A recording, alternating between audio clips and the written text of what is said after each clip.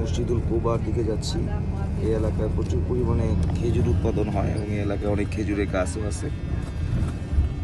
শুধু চারপাশে শুধু খেজুর গাছের বাগান আর খেজুর গাছের বাগান। মদিনার এই এলাকাটা পরিষ্কার পরিচ্ছন্নতার জন্য খুবই বিখ্যাত। কারণ ওই সময়ে মানুষ যখন ঢিলা ইউজ করতো, হয়তো ঢিলা অথবা পানি ইউজ করতো, কিন্তু এই এলাকার মসজিদে কুবা এলাকার মানুষজন দুইটাই ব্যবহার করতো, ঢিলাও ব্যবহার করতো, পানিও ব্যবহার করতো। তো যার কারণে নবী করিম সাল্লাল্লাহু সাল্লাম যখন এই এলাকায় আসতেন, এই এলাকাকে পরিষ্কার পরিচ্ছন্ন দেখে ওনার খুব ভালো লাগতো।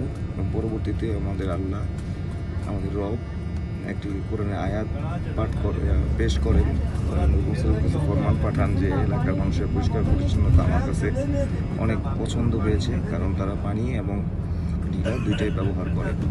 তো এই এলাকায় আসলেই রাস্তাঘাট অন্যান্য এলাকা থেকে একটু বেশি পরিচ্ছন্ন, যদিও সৌদি আরবের মক্কা এবং মদিনা দুই শহরই অনেক পরিষ্কার পরিচ্ছন্ন, কিন্তু এই এলাকার পরিষ্কার পরিচ্ছন্নতা চোখে লাগার মতো।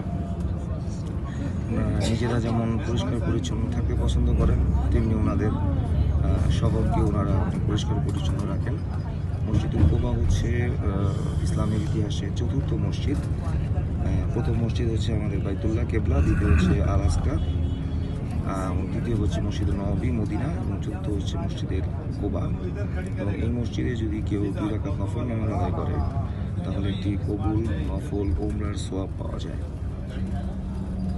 যেটা নবী করিম সাল্লাল্লাহু সাল্লামের কাছ থেকে মদিনাবাসী চেয়ে নিয়েছিল। কারণ মদিনাবাসীর বক্তব্য ছিল এরকম যে, হুজুর আমরা তো মক্কা যেতে আমাদের অনেক কষ্ট, মক্কার মানুষ তো সবসময় ওমরা করতে পারে, আমরা তো সেটা পারি না। তখন আমাদের নবী আমাদের দোয়া করেন, এবং এই দোয়ার প্রেক্ষিতে আল্লাহ মসজিদুল কুবাকে নফল ওমরা পাওয়া যাবে 2 রাকাত নামাজ পড়লে, এটা বলে ঘোষণা করেন। এবং আমাদের নবীও এটাই ওই সময় তার যে উম্মতরা ছিলেন সেখানে বলেন, এবং উনি প্রতি শনিবার আসরের সময় এখানে আসতেন এবং 2 রাকাত নফল নামাজ আদায় করতেন। এই যে মসজিদুল কুবা আমাদের সামনে, এই হচ্ছে মসজিদুল কুবা। অনেক মানুষ আছে এখানে এবং তারা সবাই 2 রাকাত নামাজ পড়বে, আমরাও পড়বো ইনশাআল্লাহ।